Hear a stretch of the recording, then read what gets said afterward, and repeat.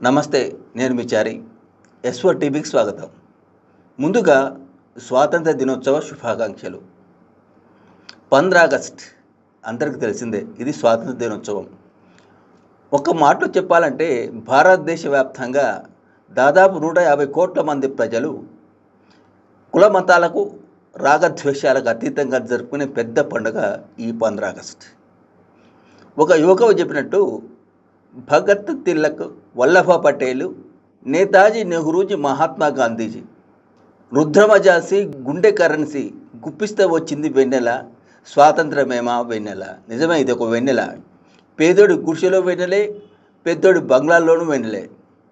ప్రతి ఒక్కరు కూడా గర్వంతో గుండె నిండుగా స్వేచ్ఛావాయులు పీల్చుకున్న రోజు, భారతదేశం స్వరాజ్యాన్ని స్థాపించుకున్న రోజు. అలాంటి స్వాతంత్ర దినోత్సవానికి ఎందరో మహానుభావులు తమ ప్రాణత్యాగాలు చేశారు.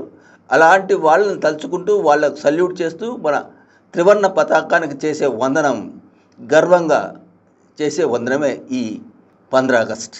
ఈ 15 ఆగస్టుకు సంబంధించి క్లుప్తంగా, సంక్షిప్తంగా 4 మాటలు చెప్తాను, వినండి.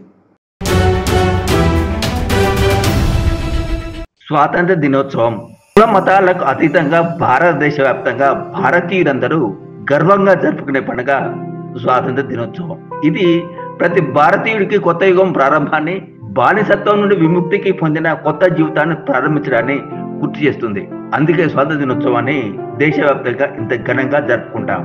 ఆగస్టు 15, 1947 బ్రిటిష్ వలసవాద ముగింపునకు ప్రజాస్వామ్య గణతంత్ర రాజ్యం యొక్క ఆవిర్భావానికి గుర్తుగా నిలిచింది. స్వాతంత్ర్య పోరాటంలో పాల్గొన్న సమరయోధులు, నాయకులను, వారు చేసిన త్యాగాలను గుర్తు చేసుకుంటాం. దేశ రాజధాని ఢిల్లీలోని ఎర్రకోటలో ప్రధాని జాతీయ జెండాను ఆవిష్కరిస్తారు.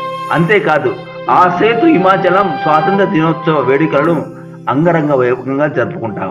స్వాతంత్ర సమరయోధులు తమ ప్రాణాలను పణంగా పెట్టి మనకు స్వాతంత్ర్యాన్ని ఇచ్చారు. ఇవాళ మనం ఇంత స్వేచ్ఛగా ఉన్నామంటే దానికి కారణం వారి దిశానిర్దేశమే.